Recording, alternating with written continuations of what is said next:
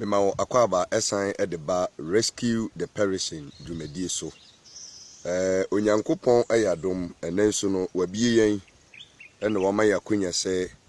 yenkosoa na yentie ne nsem na yemfa mobra. Mumududu a mahwe me videos ne de munim what I stand for. Igina se ya na eye enkwagesem ensem a etenetene onipa na kwan na esiesie no prepare no for the kingdom of God. Isan say emfaso kese pa ewo nyamesom mu na eyarehosem se enipa bebre sa mfaso no ebebo won da bia meka se yekwa asore ne yekonya yaresa ekonya ware ekonya sika ekonya dan esisi ayiye nnwuma hodo a sanye mani nyina eye but obroni frɛ no encomious eno de eye matamata ho ayade bia eye surplus eye by product of nyamesom de yemfaso de pa ewom the real product ye hwehwe eye heaven eno nti se Kristo ni bi ye mistake no messe heaven dia na wa messi ade no wa hwere ade eno nti mekosoa ehye nkran odofo a da bia ohwe me na utie ensem a Kristo enam meso edeka na enura no menusua ade bi efa bone ayeye ekata so bone ayeye a na yediesie no yehu se enipa bebre ya woma bedi awrade achi no saa de no ene edi onya waye bone bi odiesie enti no se wentumi enya saa video ni bi anhwa a mesere se okọ yen Facebook page ne so ana YouTube channel no so a oba ko hu message no ewo ho nyantoboase opa download no offline ne nyantoboase pay a particular attention to the teaching hwe me catch you say who follow teachings anyame na me so deba ene nsem o na me so ka in the house of God no you will still gain eternal life. I'm telling you, most of you are more buruchiri, you have started giving positive confession say if free bra was as team no wa bra bo asesa oniye asesa usuban asesa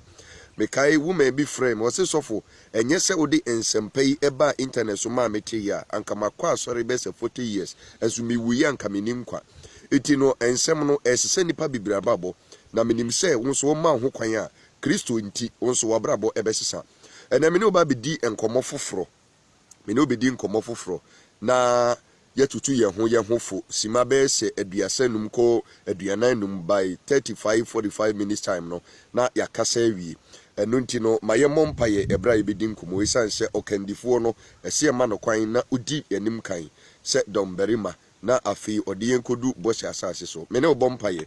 yeda wase otumfo nyankopon a oye osoro ni asase na enen so wasande yem kwache yen asedan kan odin ayeyin kan odin enase kan odin se yeda so yekura yemudim enye yem papaye eboro so enye yen trene eboro so eye wadom ne wohumoboro na ode aso yemu anadwi yekoda ye no ibinum ansore na so bi koda no ansore ye no pa obie ni wo betumi abo wo awrade so bo edi se wabie yen se enedan so yensan emekasa yede na ase ema wo awrade me ne matiefo no mahwefu nyina ekabum kasa wura aseda eye wodia edoimu na wo awrade one oman ene wiase afene nyina eba bekasa me yetontro bi keke wura kasafa memo ma enipa ente wo awrade woni enye me kwakumene isan se me ne entumi emwa wom eye wo awrade woni ene beyi won ne so afiri won so woni ene besa won nyarewa woni ene beyi omuyi eti awie ma wonte wo awrade woni na afei adadwene ohaw koda na biara da wo maso fa asemi su ne siesie om na tenete wo makwan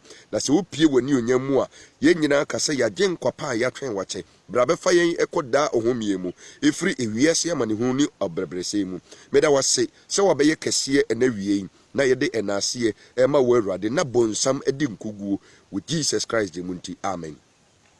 afei mena obidi enkomo foforo na eneno enkomo ameni udi no efa accepting your mistakes se wa ye mfomso na ye ka wanim na wo je mfomso atum we nso eyade ba ko ama ekristofo bebre omuhu nyankopon ani onyam da bia meka se bible na eda ho no nyankopon kyerɛ ye se emeye ye mfasodie emeboa yen but the same asem no so obi basasi su no ehunu asem no se ne yesitie na wanhwɛ ani asem no so a instead of saying ka asem no ebeboa no na asem no ese nipa no eti ehu se obi ba bedi awrade achi na nimdia ewo nyame hu no ebebo no enunti na udifo Hosea eka no Hosea 4:6 ne say nimdia me man ninti oyira nimdia me man ninti obre eti Kristo ena meso awieye mremu edi nimdie ahodo ubebu ne se eyade ketewa bi enso ubekọ hunhum no na eye saade no ena edi unya ubekọ hunhum no na eye saade no na eprawo enunti mempese ubedi Kristo ti no wasembe ye mobo na wabrabo begija na waye basa wasase sunti ena mama me ho kwan se abribia no onyankopon fa memu na one won kasa etiene no ye ba behwe the danger in not accepting your mistakes se waye mfomso na won pese wo beje mfomso atum hu a eyehu ene ohawa ebetumi ede abrɛw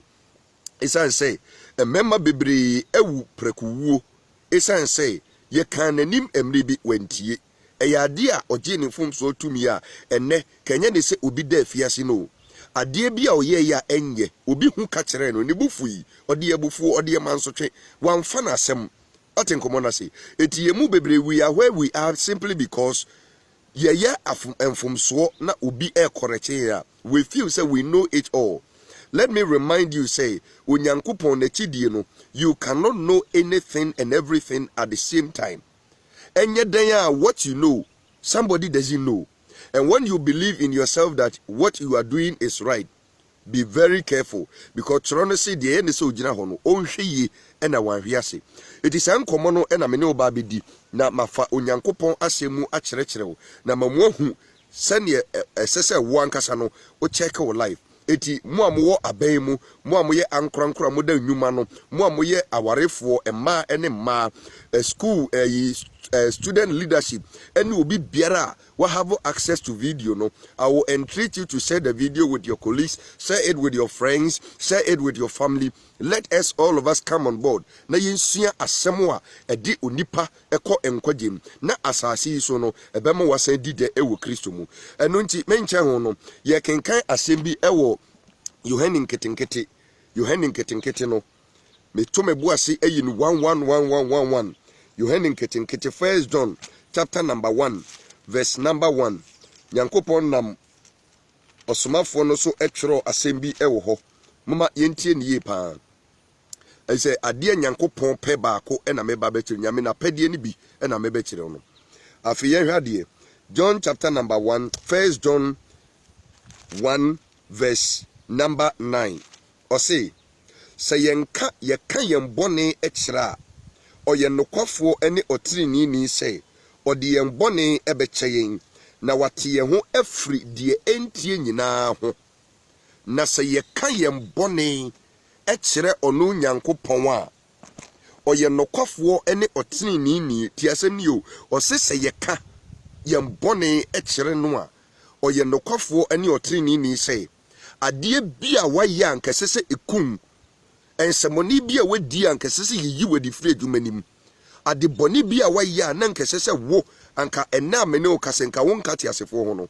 ɔsɛsɛ yɛ ka kyerɛ no a ɔyɛ nokwafo ɛne ɔtirinini sɛ ɔde saa bɔne no ɛbɛkyɛ yɛn na wayi afiri nneɛma ɛntiri ne nyinaa ho ɔbɛte yɛn ho ɛyi efin bi ade ɛden ɛde afiri yɛn ho na the question me bisa ne sɛ ɛbɛyɛ den na obi atumi apae mu aka ne bɔne ɛde akyerɛ Onyankopɔn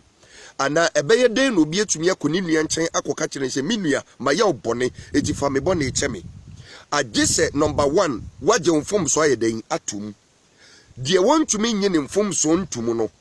tie nie paa so obi yɛ adeɛ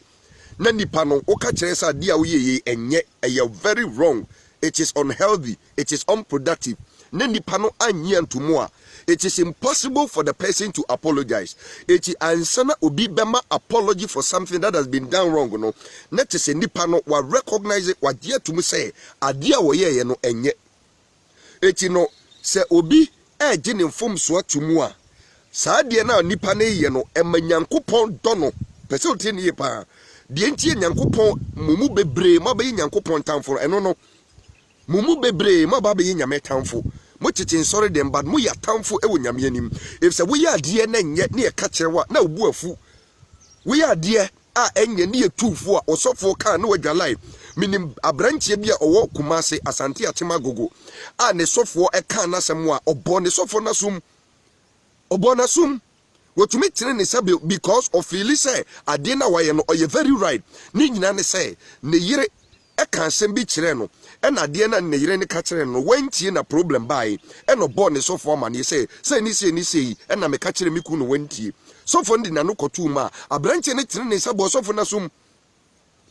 besin ne ame no ka say no he doesn't see anything wrong with it sa abranche we osusu so obeche wasasi so onche na me the Bible no ba be kire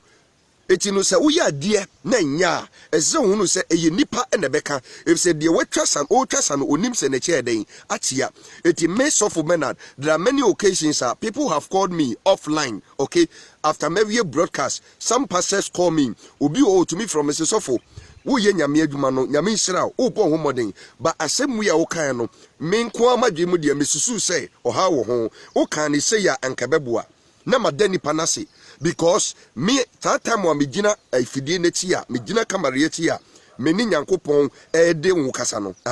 se bibi koso wo mechi a menim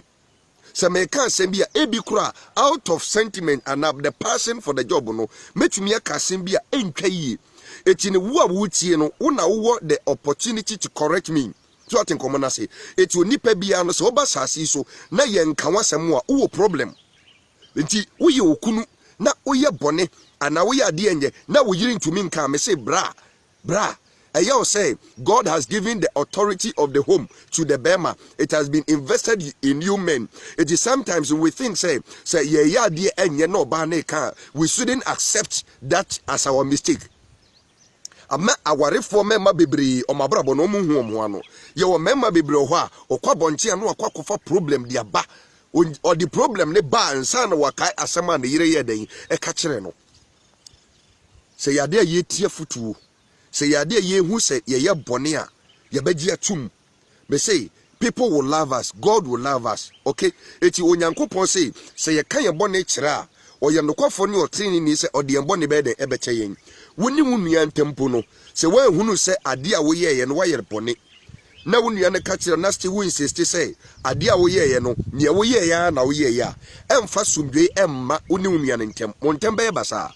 eti ade a destroy relationships tienie pa